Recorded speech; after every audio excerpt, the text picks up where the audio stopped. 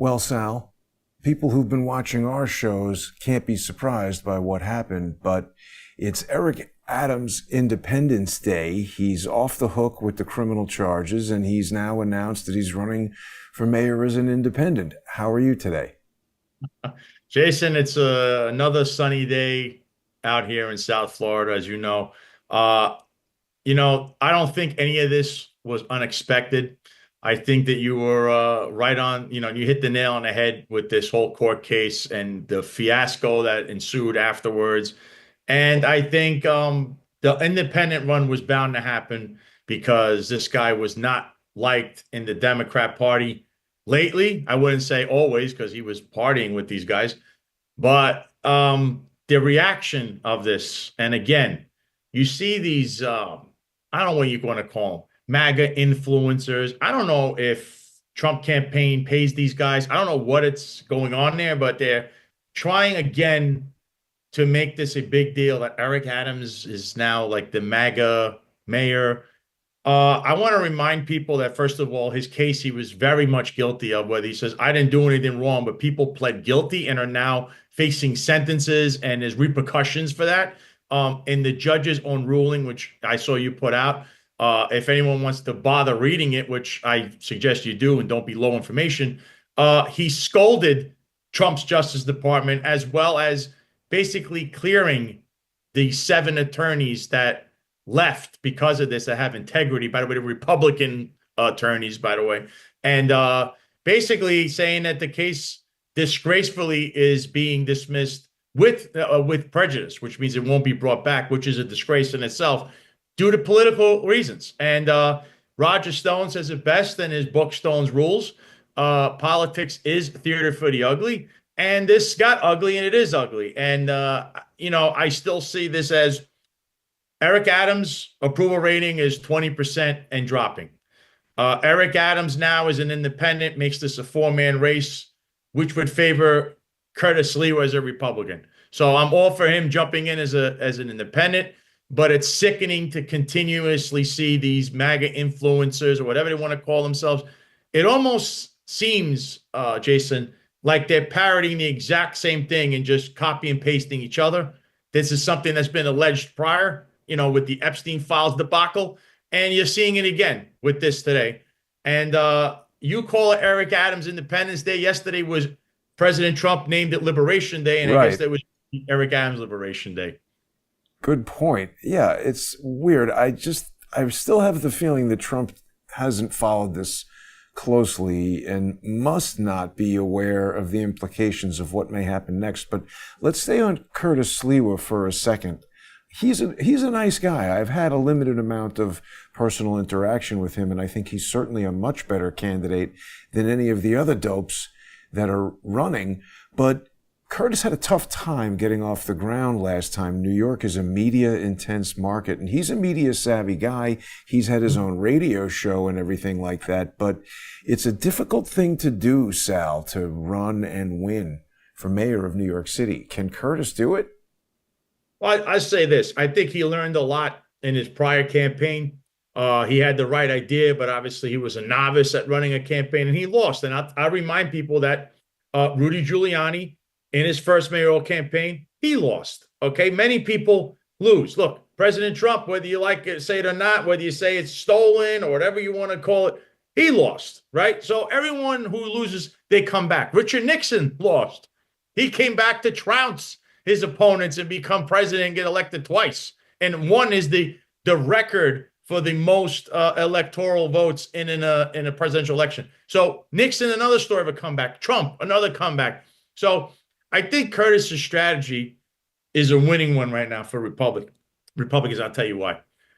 He is not campaigning in Manhattan. You know why? It is a complete lost cause. It is probably full of the most single-handedly low information people you can meet in this country. They basically vote in droves, whether it's for socialite reasons, whether it's they love people that say the word shorties. That's what they're going to vote for. They don't care about anything else. They don't care about economics. They don't care about anything other than so wait that a minute. kind of Is it just campaigning in the Rockaways? Where are the shorty voting contingency? Where is that located, Sal? Where is that located? I don't know. This is Eric Adams' crowd. That's why he's at 20% approval rating. But Curtis, Gerrymandering the shorties. yeah, but Curtis is campaigning in the outer boroughs. Because remember, as a Republican, he will most definitely carry Staten Island. There's three other boroughs, though. And you need the Bronx, you need Queens, you'll need Brooklyn. Manhattan is a lost cause. So that's where the battle truly is. And look at this. This is something nobody's talked about. And yet again, it's being shown as of today, right here. This is another poll nobody wants to look at. Everyone wants to look at the polls where Cuomo pays to put his name up there in a general election right now. You see that? Curtis Lee was consistently at 35%, which is the Republican vote, and some moderates or Democrats or independents for the moment. And then you see the other numbers. Cuomo's at 30. I think Maldani, who's the socialist, Yeah. what is he? He has 22%. And then here's the guy who's going to kill the whole thing, and that's Eric Adams at 11%.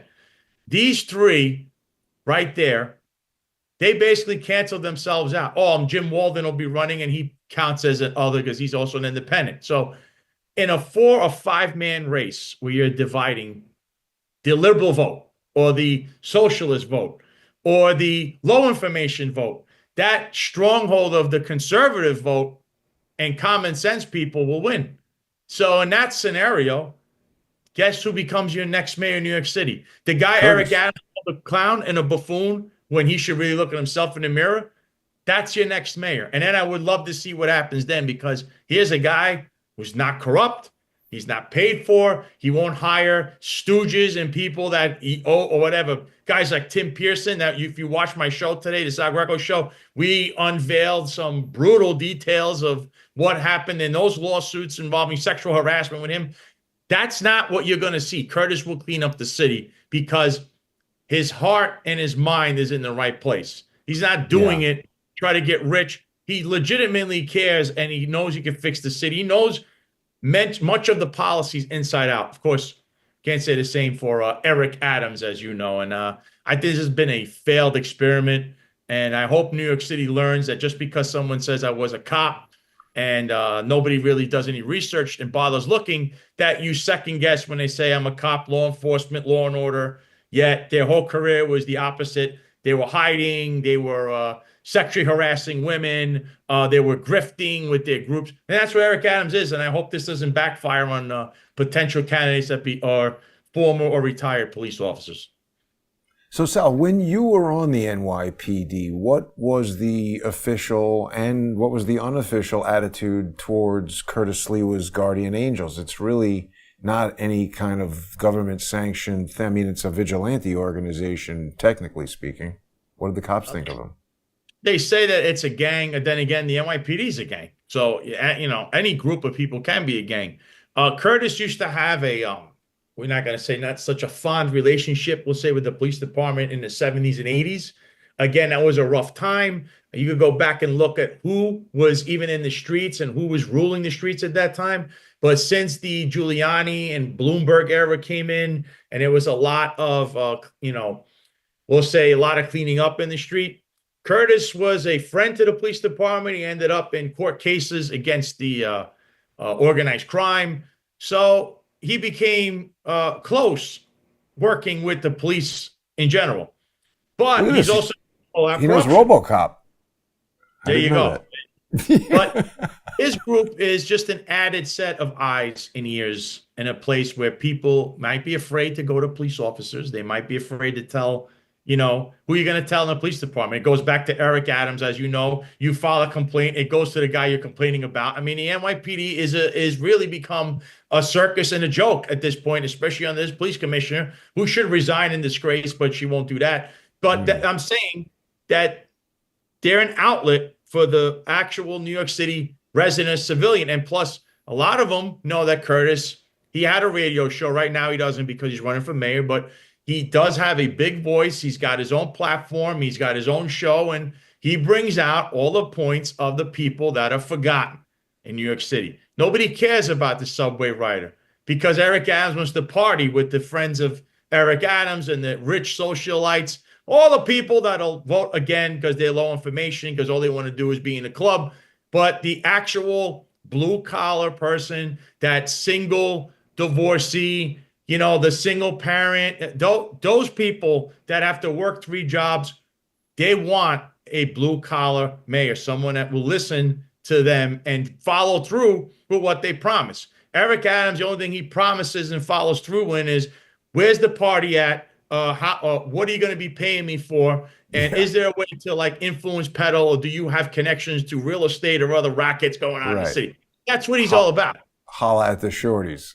Hollering at the shorties. Don't forget. Pretty dangerous, Sal, to be a guardian angel, because these guys can't use weapons. They can't arrest people, and the criminals know that. I mean, it's a little crazy, actually, what Curtis Leawood does. He's definitely bold. Listen, this was what he did. It was at his time. Wasn't really, there were no cameras and cell phones. Right. There wasn't any of that kind of stuff. You didn't have a Orrin Levy running around as a propagandist plant from the police department.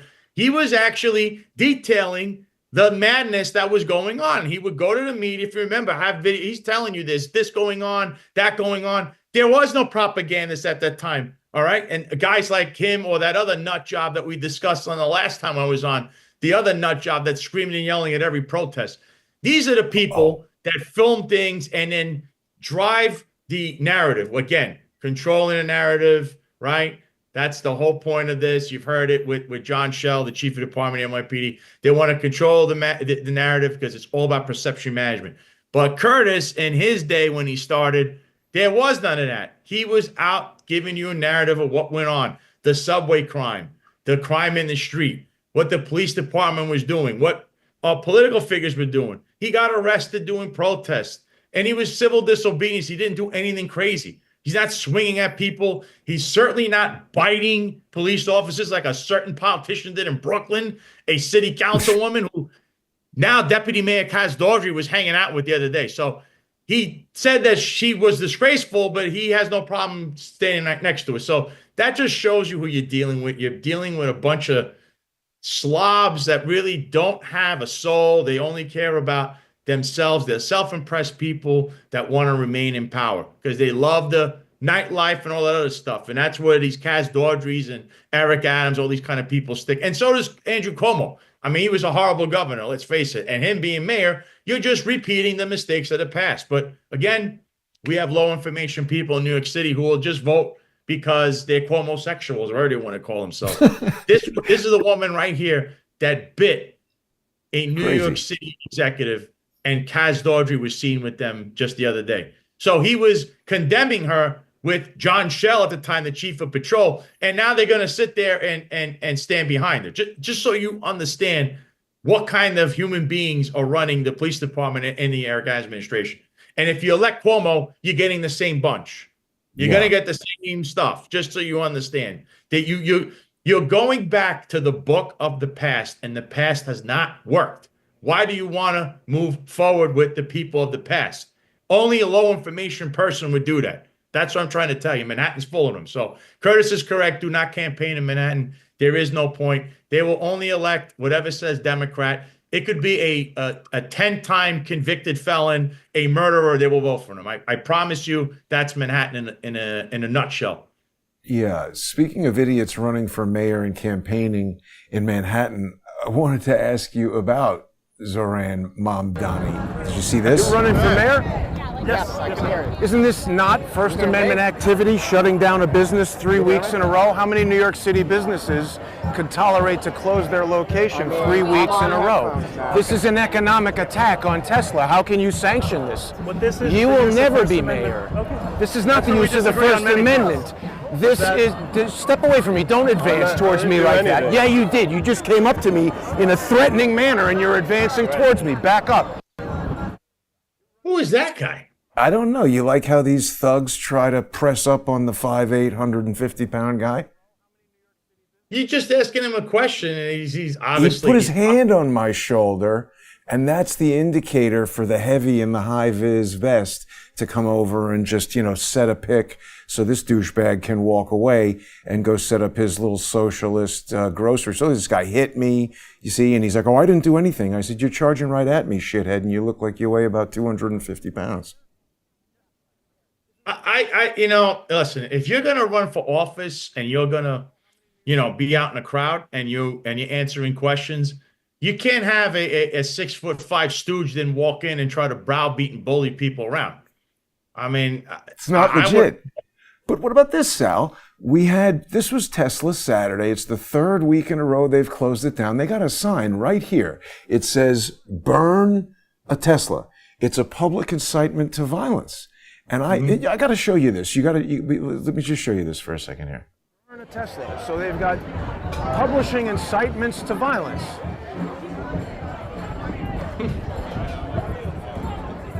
Watch this. So now you've got open incitements to violence right here.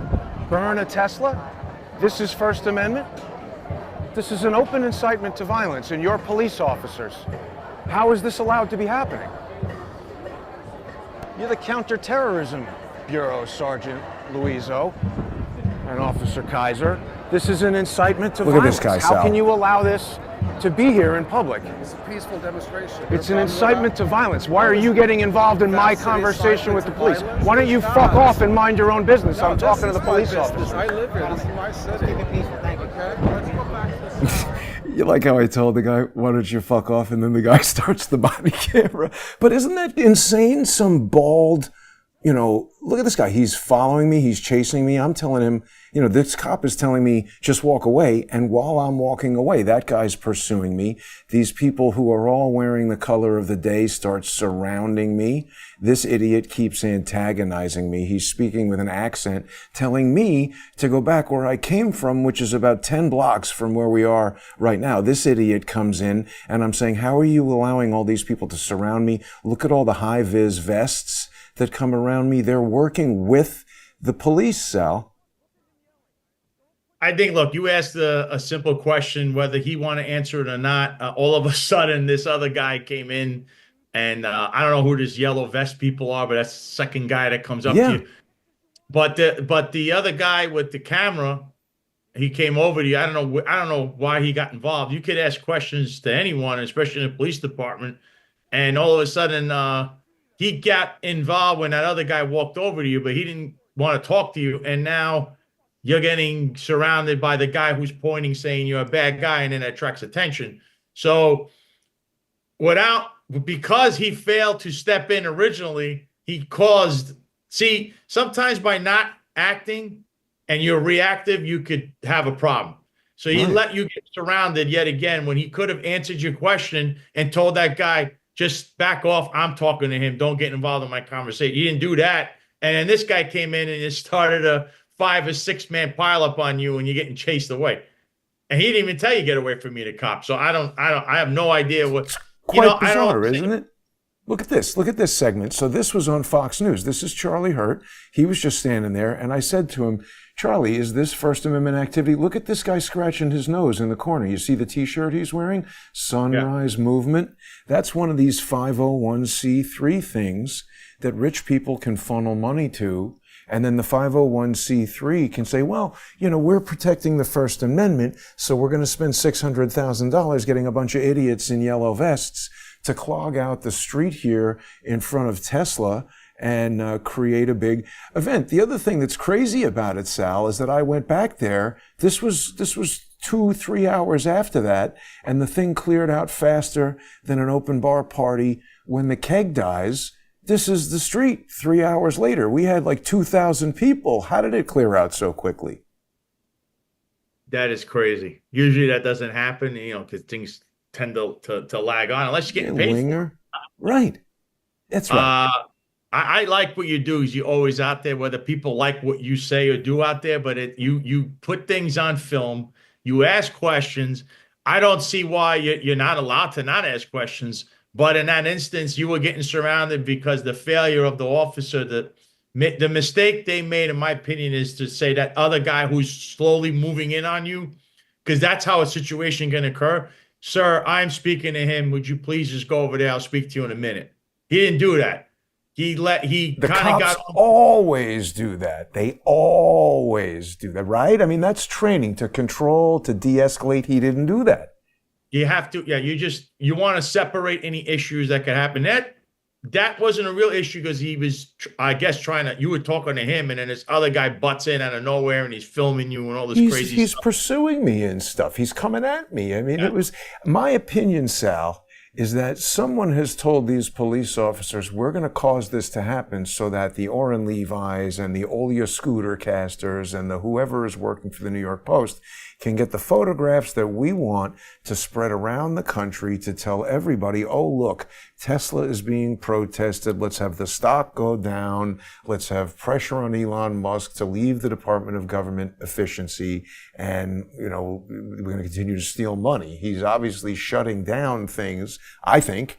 He's obviously shutting down things that are sending money to these 501c3s. And then once they have the money, they can hire for-profit companies to do security, media projects, lawyers, all kinds of things. It's the way they launder this money into the clear for political operations like this. I can't understand also, you would think, Elon Musk, you and I have discussed many times, his lawyer is Alex Spiro, who represents the mayor of New York City. Even if that wasn't, I mean, that's a very close connection. Even if you didn't have, and it's a very good connection for a businessman to convey some sort of a request through his attorney to another client, it's sort of perfect. I don't understand why Eric Adams wouldn't say, hey, Alex, can you call the mayor and tell him to stop issuing permits for demonstrations outside my business, causing it to close 3 weeks in a row? That's kinetic and economic action against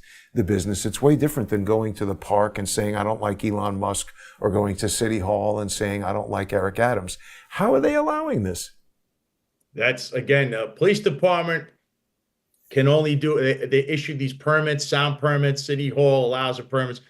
You basically can get a permit to protest anything as long as you're not some supremacy group, you're not flying swastikas, you're not anti-Semites. They're saying burn the Teslas. They're out there inciting violence. But they're going to say that unless they're physically doing it, it's okay. They are. People are doing it.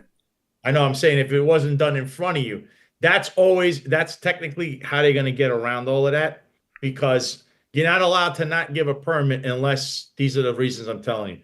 Now, they broke the glass on the business the first week. The door was broken. That should be enough to say no more permits. You could ask the sergeant, which you were trying to do before you got interrupted by that other guy with the camera. You can ask, why are you standing here? Why is this being allowed? Who are these people? It seems to be the same people every week. So obviously, exactly, even be paid. I think you're starting to see paid protesters involved, and a 501c3, because they seem to just move out when the guy says, all right, time to go. So they keep getting this permit. I'm sure they're going to be there again this week, right? You're going to be there again Saturday. This is a weekly thing. And it's sad that now I read that Elon Musk, I think, who is probably the biggest bright spot of this entire administration so far, because he has the Doge department running, is stepping away, I believe, in May. No. That was a rumor they started. What Elon Musk has said from the beginning, obviously he's got a lot of companies to run and everything. He's been saying that there's a certain target that they're going to hit, and he's going at, I think he said they needed to find 1 to 4 billion a week or a day or whatever it was. And he said they were meeting that target, and that by X period of time, they were going to find $1 trillion, and then he's going to leave. There's an expiry date on the Doge, because they said to make it this kind of special department that didn't need congressional whatever, I don't know, all these legal rules or something. So it had a limited time that it was intended to operate. And that's, I believe, spin that the media put out there they're trying to throw whatever shade they can on Elon Musk, just like they did with you, Sal. Anytime somebody gets in there and starts doing something that risks obviously, to me, the money that is being stopped from Doge is money that could be easily misappropriated to these kind of projects. So we see the people that use these resources training them on Musk, and they just want to ruin his business, make him look bad, embarrass him for hanging out with Trump, embarrass Trump for hanging out with him. You and I haven't even gotten to Signalgate, Sal, which is connected, because you remember when I tried to enter the United States versus Eric Adams, and I had complained that Judge Dale Ho violated my rights by I wasn't complaining that he didn't allow an amicus brief. The judge is definitely within his discretion to do that. The complaint, which has now come up again in American Oversight versus Hegseth et al., which is the Signalgate case, I have filed a motion, just like I did in the Eric Adams case, seeking leave, asking the court to leave its normal process and allow me to file a brief as an amicus curiae, a friend of the court, where I'm challenging the standing of this American Oversight to even be a plaintiff in this case. Now, the way it's supposed to work, Sal, is that this is the United States of America, and the First Amendment allows us not only to have freedom of speech where we can come on this podcast and say I like or dislike Donald Trump or Eric Adams or Joe Biden or whatever, it's also, as you know, it allows us the freedom to to petition the government for redress of grievances. And that includes going to the police to file reports, going to court to file documents like this. And so when these judges, Dale Ho in the case of Eric Adams, and this is Jeb Boasberg in this case, they are saying, Jason, you can't even file anything on the docket. They are denying my First Amendment and Fifth Amendment right to due process. This is what I have a problem with, because, look, if you want to file something, it has to be presented in the docket, showing up, and then they get denied. But it shows up in the docket. What they're trying to do is they're eliminating that process, saying, I'm going to decide this for the court and for the judge. Let them file it, and then they'll decide whether they want to deny this motion or not. They're not even letting you do that, and that's the second time you try this in the last couple of weeks. First with Judge Dale Ho, now Judge Boasberg there, who this guy's, he's a real winner over there. And I have a problem, like I've said in prior, I don't like that judges, all the judge is supposed to do is interpret the law and make a ruling. But when they love doing this, you're banned from doing this countrywide. You're a judge in D.C. What the hell gives you the right to say the guy can't do this in California or national? You're not a national judge. You're a district court judge federally in the District of Columbia.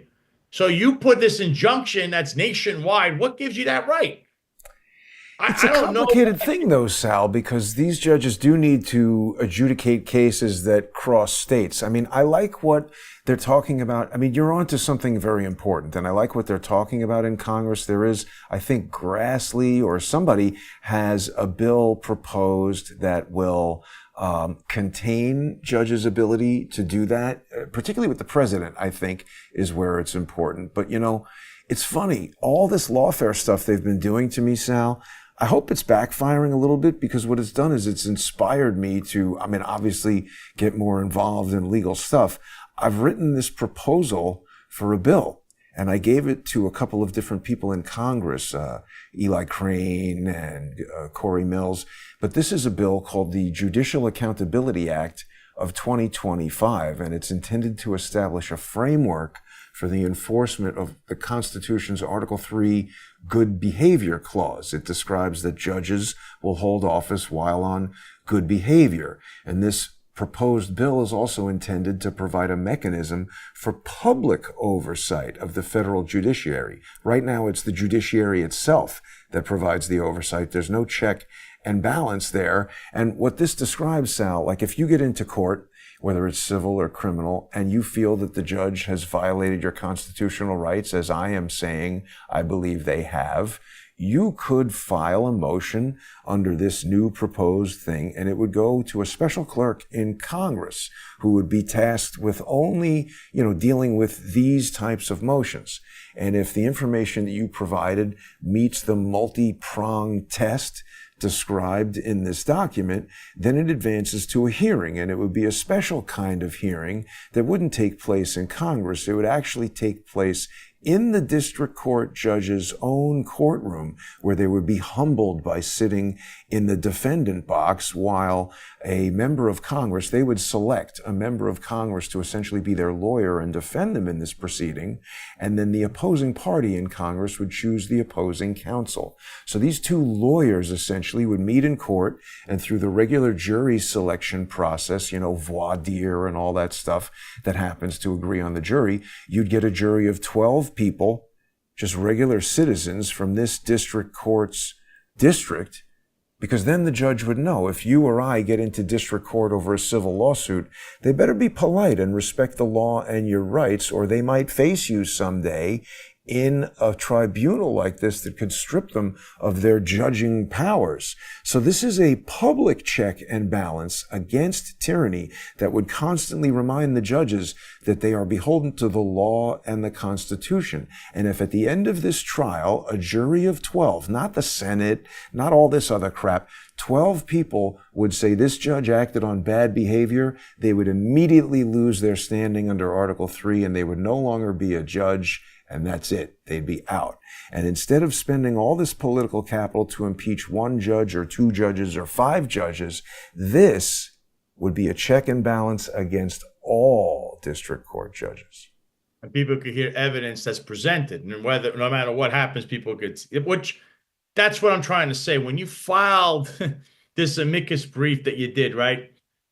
Again, it should have been filed in the court like anyone could do this, by the way.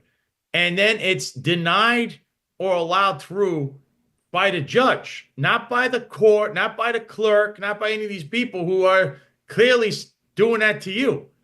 And why they want to do that. Oh, no, this is the judge who did it, Sal. The clerks told me, because I called them. Let me just fill you in on this. I called them after it wasn't docketed for a few days, and I said, hey, what's going on? And they said, well, it takes 24 to 48 hours. And then somebody said it's 48 business hours. I said, are you sure? That's 6 days. That sounds wrong. So then somebody eventually admitted that it's been given to the judge in chambers, and he told them not to put it on the docket. And I said, what the hell are you talking about? The judge is not allowed to invent some kind of black box, unknown process where he looks at my stuff and the public can't see it.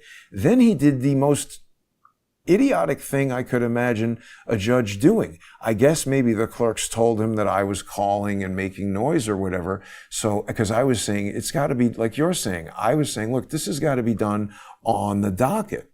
So, he then yesterday or 2 days ago, when I was doing all this, comes in here and says leave to file is denied. Sorry, I went at this the wrong way. We've got to get the text.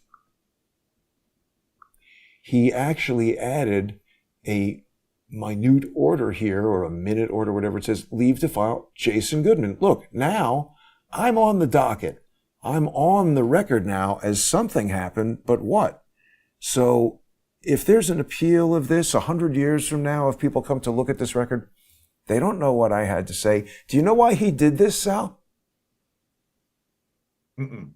The amicus brief explodes the entire case because it's true and it's correct. And what I'm saying here is this American oversight thing is a 501c3 public charity arranged under Section 170B1A6. And that says you're not allowed to engage in any politically partisan activities. So these guys told the IRS, well, we are a nonpartisan group of lawyers who are interested in defending democracy and the Constitution, so we're going to be tax exempt so that super rich people could give us money and get a tax deduction. But in actual fact, in the 8 years that this piece of garbage has existed, it has only ever sued Donald Trump and people working for Donald Trump. So what I am saying in this amicus brief is that because Rule 17 of the Federal Rules of Civil Procedure says that in order for a corporation to qualify as a plaintiff,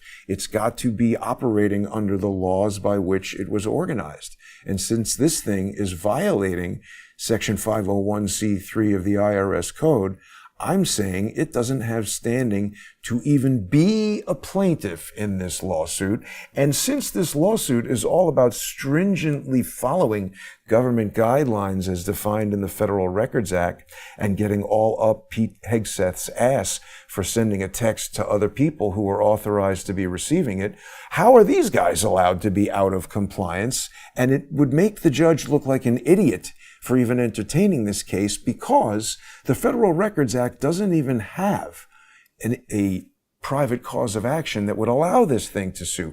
So the whole entire case is defective, and me, a pro se amicus, comes along and tells him that, and he says, get out of here, Jason. You're not allowed to file in this court. Yeah, see, that's wrong, because it should actually say the docket you're trying to file and then say this docket was denied. So Exactly. he can deny it, but the public can always, for the record, read what it was you had to say. That's Well, or he could even strike it if he wanted to, but you're right. It would go on the docket and has then it to would show be on the removed. And he would say, this is being stricken from the record because I don't like guys named Jason. I don't want any amicus briefs in this case. I don't like what you wrote in the brief. I don't think this is true. He had broad latitude to say and do whatever he wanted once it was entered on the docket. You're right about that. I would have almost no recourse to stop him from denying me leave to move as an amicus in the case. But what he's done here is a denial of due process, a denial of my First Amendment rights.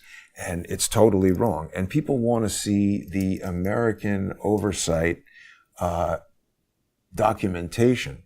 And so here it is. This is a 501c3 tax-exempt entity organized under Section 170B16A or whatever it is. And here it is. All of these crazy things seem to be on K Street. So I don't know. That makes me think it's some deep state garbage. But you can see right here, it says it's a 501c3. So he can't do all this stuff, Sal. Man, this is. Listen, The courts let him do whatever they want. they have to take your filing. It has to be on a public docket, meaning anybody can read it. He can write whatever he wants. If he's doing anything short of that, whoever the judge is, it's wrong. But again, there's no way of holding the courts or anything accountable, right? So that's the issue here. So the problem here is there has to be a way or recourse, like you said, because the judge has to interpret the law, not be the law or then make this nationwide, citywide injunction. This guy's like, all these guys seem to do the same thing, especially then when it comes to presidential orders, which is insane. It goes either way when a pendulum's swinging. The judge interprets the law. That's it. And you have to follow procedures. In your instance, you've already proven it twice. I think on the other instance, they didn't even write anything, if I'm not mistaken. Yeah, correct. There is no record of what you did because the guy completely want to put Oh, nothing. no. He did. You got both things right now. He vaguely said that there was a lengthy amicus brief submitted that I'm not going to file, but he didn't mention my name, and there's no record virtually. Dale Ho. That's a problem because they can't do that, and they know better. They should know better, but there's no recourse for this stuff. So it's good that you're bringing it to light. It's good that you even have something of a bill that's drafted up, and hopefully this could get through something that's bipartisan. I think anyone from any party would say, heck, if I try to file an amicus brief, this guy may not even, just throw it in the trash without even being on a public record. Let him deny it or let her deny it, but it's on a public record and people could still read it. The thing is, nobody wants to be judged on if these cases are corrupted behind the scenes and there's anything to hide, right? Because they could deny your motion, but then you read this and go, wait a minute. Why don't you appeal? Right. Yeah. That's why he doesn't want it in there, because he knows that even if he's like, holy crap, this thing is radioactive. Get it the hell out of here. But let's switch gears for a second, Sal, because you've really been on fire. Great guests, great topics. Now, you've got a bunch of different channels that people should be watching you on. On YouTube, you've got The Sal Greco Show. You're also now a regular member of The Finest Unfiltered, where I saw you doing an interview with Roger Stone about the JFK assassination. And he is, in my opinion, one of the best experts on that topic. He wrote a book about LBJ and everything, and it really, I think, was one of the best sort of solutions to the whole thing. And I could tell you were learning a lot about the JFK assassination from this. What was your impression of speaking with Roger Stone about all this JFK information? The JFK stuff is fascinating because you still, and I hear that, they're still withholding evidence that somehow the president declassified. He's got to actually go and by agency and tell them they have to do this. It can't just be, he said what he said, and then certain agencies are not doing this. So Roger broke this down. He mentioned all the different agencies about it, like what they're doing and how to get their attention. And also he touched up on some other things that would prove that Lee Harvey Oswald is definitely not the shooter, and that his whole theory about LBJ being the man behind it, and there's evidence and things that lean that way. And it kind of makes sense because he does have a bestseller that's a New York Times bestseller, the case against LBJ, the man who killed Kennedy. I think it was fascinating to hear that. And what was more fascinating is that he's trying to now, his next book is on the Ronald Reagan attempted assassination.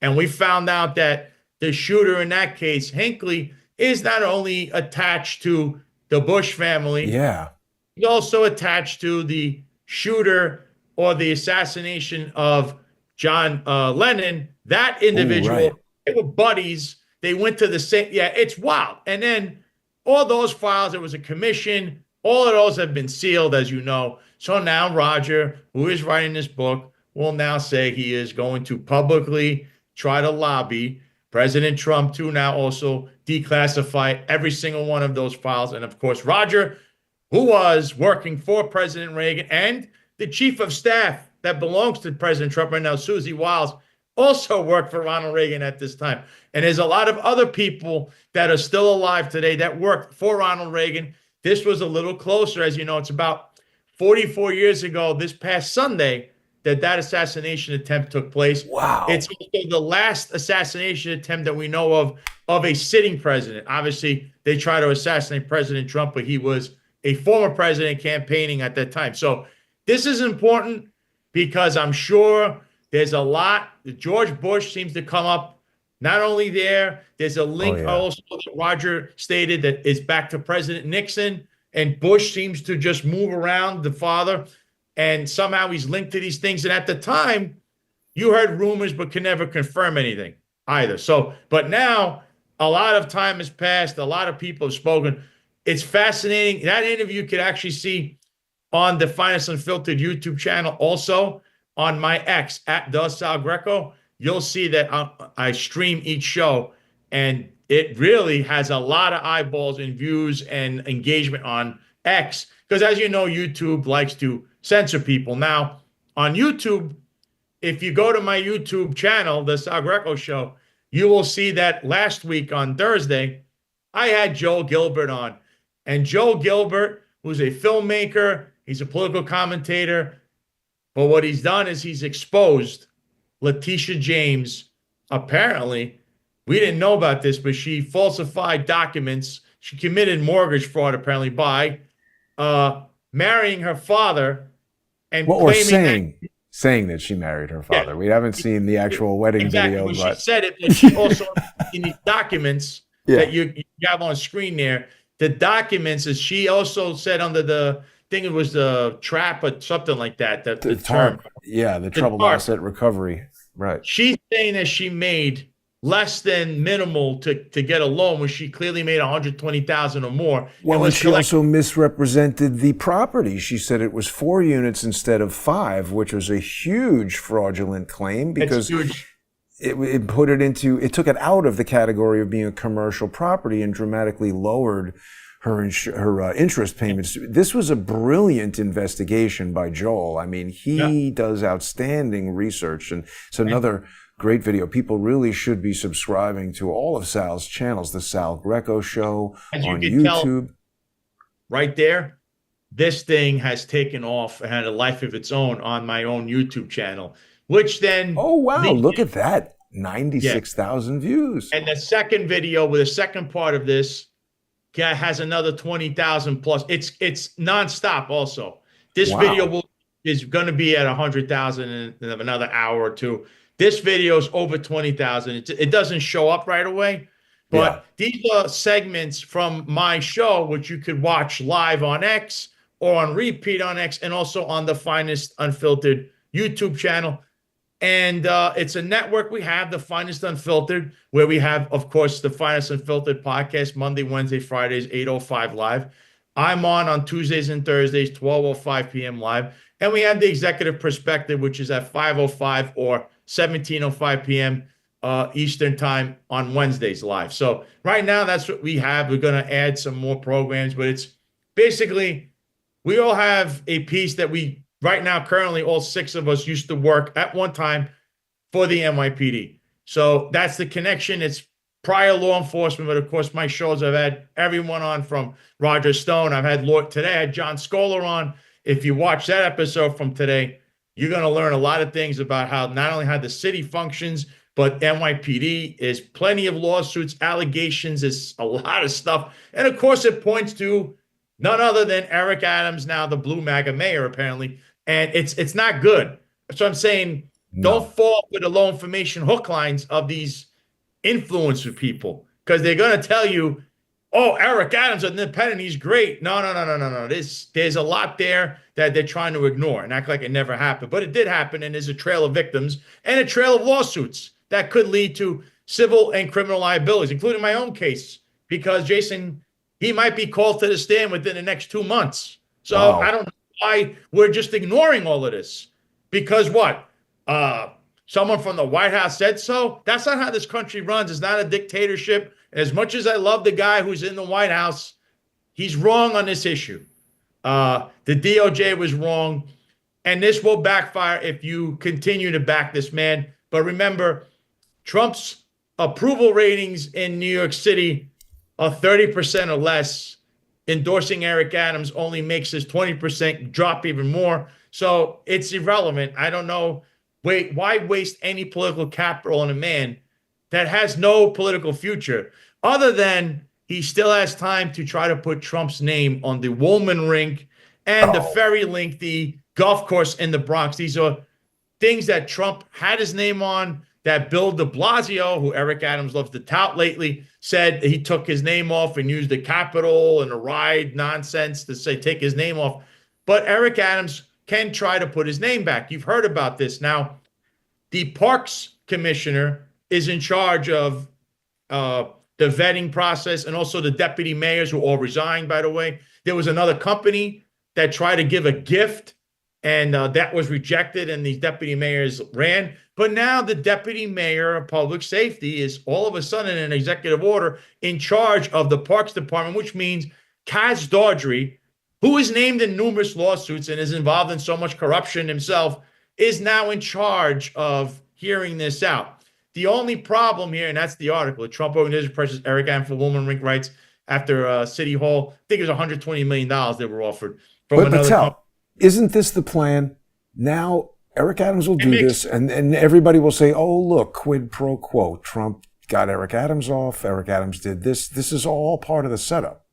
Correct. It is a setup, but you have to be naive not to walk into it, right? You could have just said, I don't want no part of this, but apparently, Trump's DOJ, they all walked into this one because greed in the end wins. The real estate racket will win.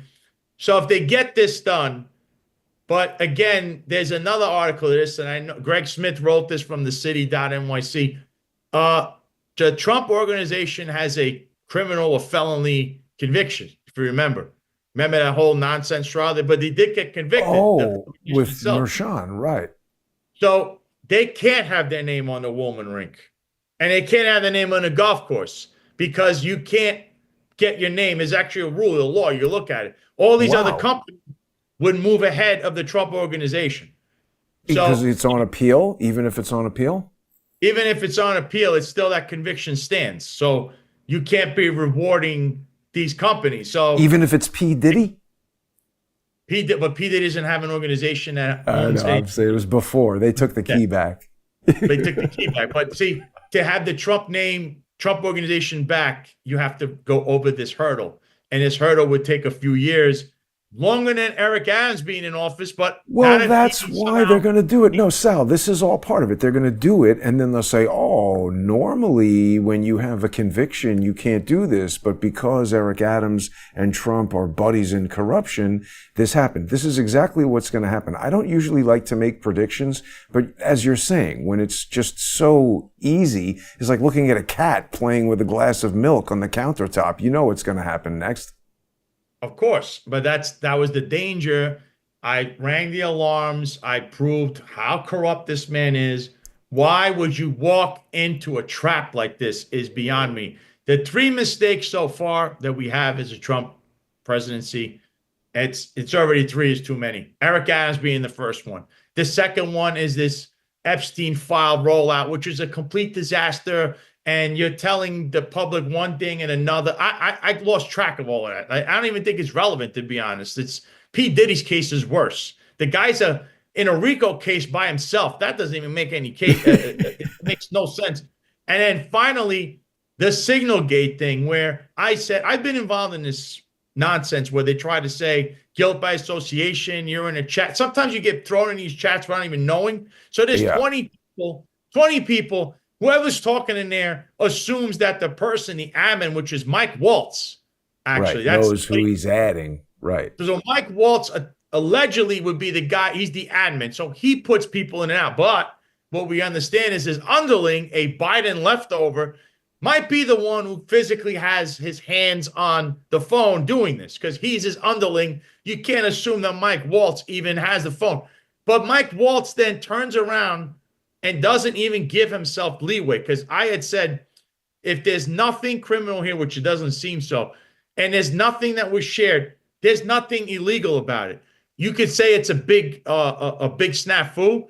Then whoever put this person in the chat, whether it be Mike Waltz or himself, whoever it is, fire him, and you're out. That's it. That's end of story. It was a mistake.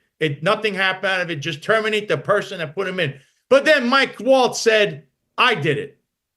So then Mike Waltz would have to lose his job. He has to go because, I mean, what are you doing?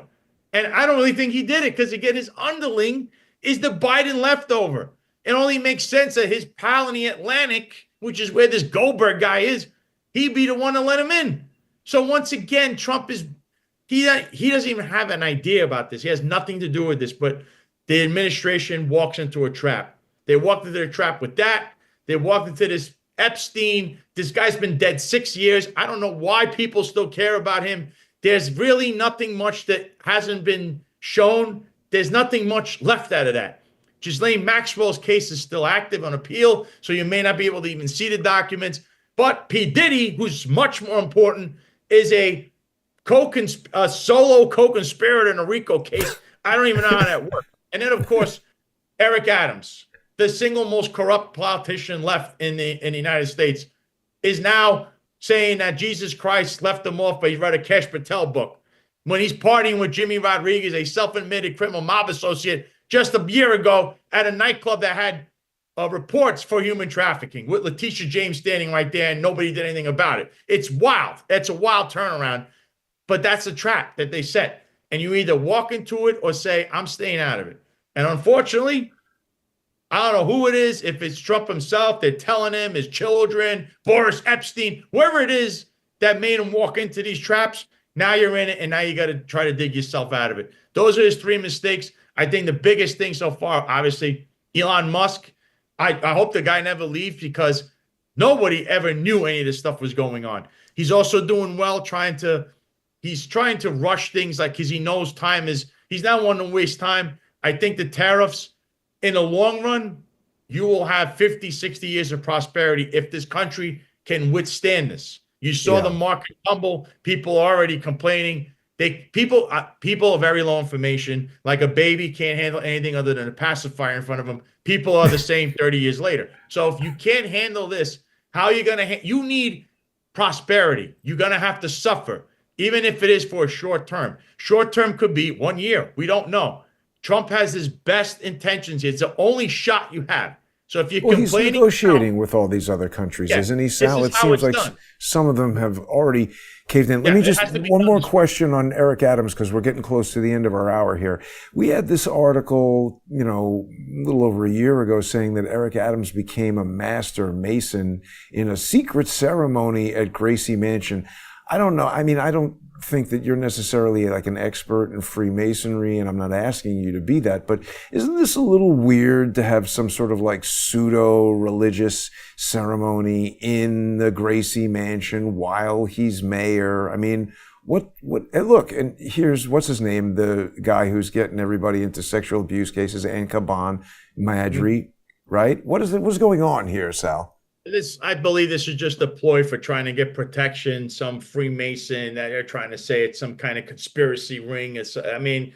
I don't even know if this Freemason Lodge is a legit Freemason Lodge. Obviously, I think the New York Freemason, the actual Freemason Lodge, does not recognize these people. So I don't know if this is some kind of like, how these people play dress up, and I was in the military. Meanwhile, you've been retired 30 years and they run around. You're like, what are you doing, guy? We reliving the past. And that's what you have here. I don't know. You got to actually look at the legitimacy of this lodge. What are their credentials? I don't think they're credentials. It says it's the most worshipful. I don't know. It just went white like this for some reason, but it says it's the most worshipful Prince Hall GL New York. I mean, I don't know how we verify. Yeah, it said, yeah, but I can tell you how you verify. You need to call the actual Freemasons. They are a legit organization, and call them in New York State and say, do you recognize this lodge as one of your own? And see what they say.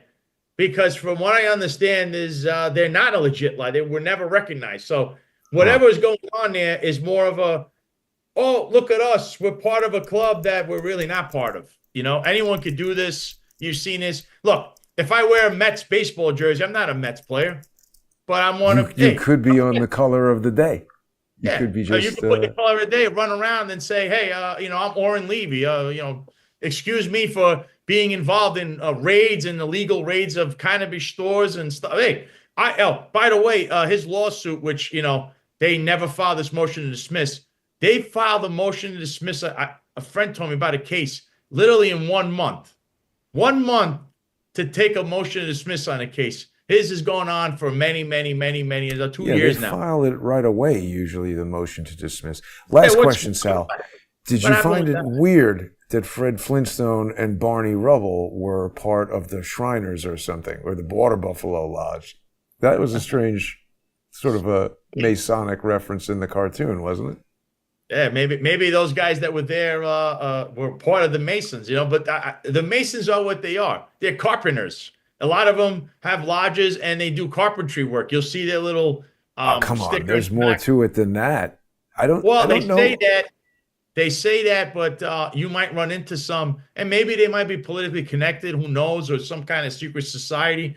But this thing in New York City, where Eric Adams went to, which is laughable since the guy has been nothing but, he said some wild, bigoted, racist things himself, Eric Adams.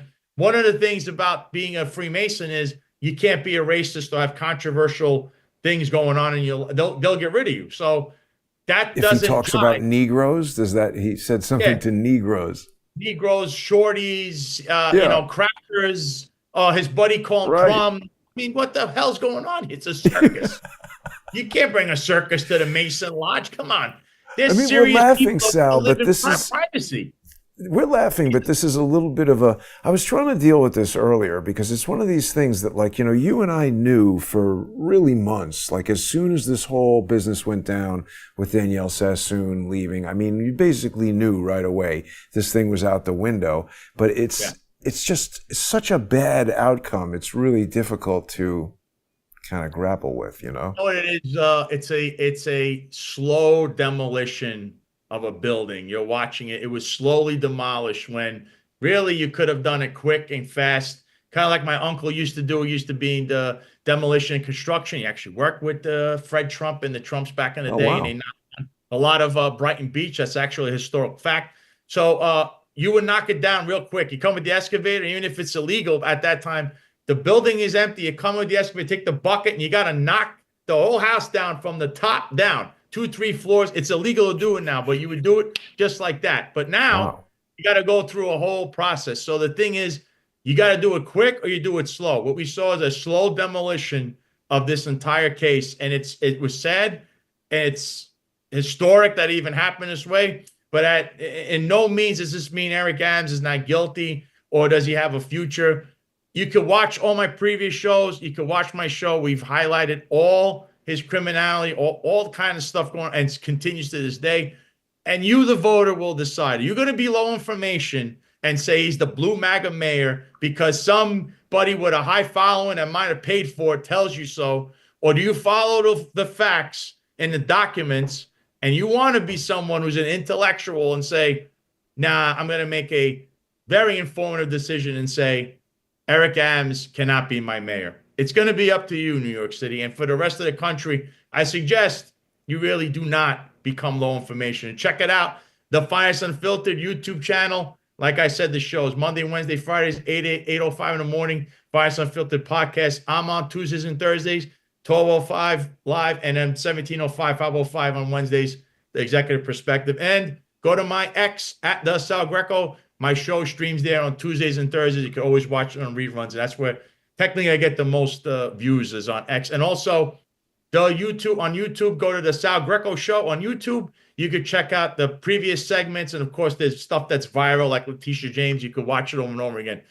Jason, thanks for always having me on here. I love your platform. I don't care what they say about you. I love people that ask. Because if you don't, you're going to be deaf, dumb, and blind. Or, how would we say it? You continue the low information way. I want people to be informed, and asking questions is the way to be. Absolutely, Sal. And thank you for those kind words. My concern, though, about what this will do with regard to Eric Adams is it makes it way more difficult to prosecute the guy for anything. And we know that there's a ton of stuff that he's done that he should be prosecuted for. Looks now like that will not happen, unfortunately. But I don't know, Sal. We're going to have to stick around and see what happens. I want to thank everybody for watching and remind people that they can sponsor this show on Odyssey.com/@crowdsourcethetruth. And good news, Sal. Odyssey just announced that they are sticking with regular credit card processing. I think it has to do with Trump made an executive order that said you're not allowed to use like banking and credit card processing things to force content moderation policies on people. So people can still subscribe on Odyssey with a regular credit card. It's the most economical way to support Crowdsource the Truth. You can also go to crowdsourcethetruth.substack.com and subscribestar.com and patreon.com/crowdsourcethetruth. Thanks for watching, everybody. Thank you, Sal, for another great show.